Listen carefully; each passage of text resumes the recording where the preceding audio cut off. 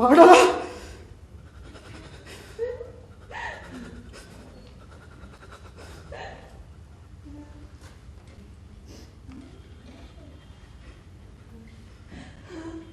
हम वहीं थे, हमारे साथ एक कुकर्म किया गया। इस सब मुखिया के इशारों पे हुआ है। सारा गांव चुप है।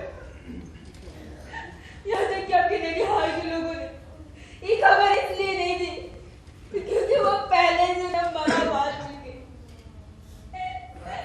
दाह संस्कार तक नहीं किया उन्होंने।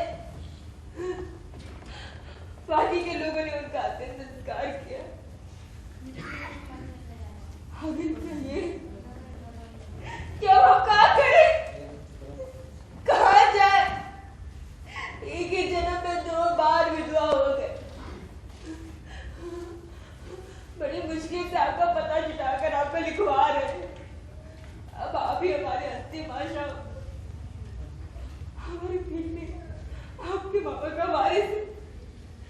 इसको जिंदा रखने की लड़ाई हम कमजोर विधवा चमारी नहीं लड़ पाएगी। चिट्ठी मिलते ही आप बढ़िया चले आए। हमारे खाना अभी बता रहे मुझे अब खान आपके इंतजार में